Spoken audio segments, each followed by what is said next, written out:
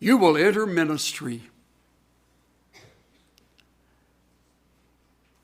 And as God's spokesperson in whatever may be the capacity, you will be the target of attack.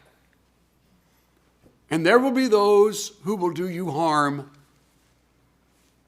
There will be far more that will love you and appreciate you and respect you, but there will be some, trust me on this, who will make you the target of their tongue. They will take you on behind your back and sometime to your face. And I'm telling you, it's tough to deal with. That's why I said to the guys we were ordaining earlier this week, my prayer for you is that you will develop two things: a very sensitive heart and a really thick hide. A really thick hide. I've had some of the ugliest things you could hear with human ears said to me right in front of our church. Right in line by people who decided it was time to unload their truck on me. I've had some of the most, some of the worst things written to me, and they're almost always signed in the love of Christ. And then it's left anonymous.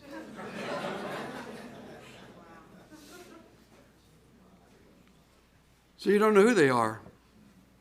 And your mind does tricks on you. You start thinking they're all thinking that. They're not all thinking that. But there are a few. And the enemy would love to cut your legs out from under you and have you bail out of the ministry. More people leave ministry because of things like that than I think any other reason. They don't leave because they don't make enough money. They don't leave because they don't have big churches. They don't leave because of marital problems. Most leave because they can't take the heat.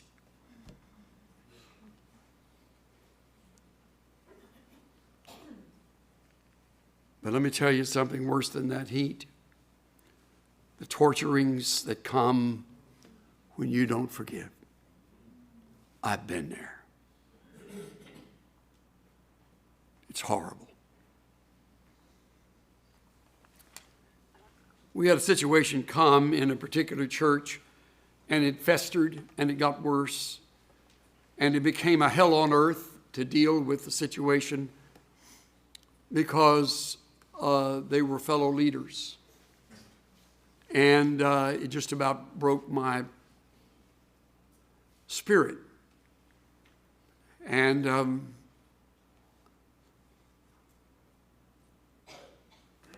that's enough on what happened.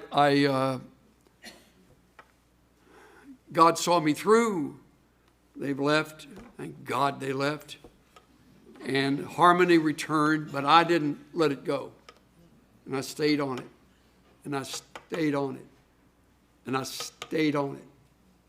And I stayed on it till finally a dear brother of mine, used to be on the faculty here at the seminary, Mark Young, came in one day, closed the door behind him. When they closed the door behind him, you want to put on your seatbelt, especially when somebody is as insightful and loyal in friendship as a man like Dr. Mark Young. And he said, Chuck, it's over. Give it up. That's long enough. You just got to forgive him, man. And when he left, I again broke in tears. Called my wife, and she said, honey, he's right. We've all heard it enough. You're dragging this around with you. It's affecting you. And it was torture.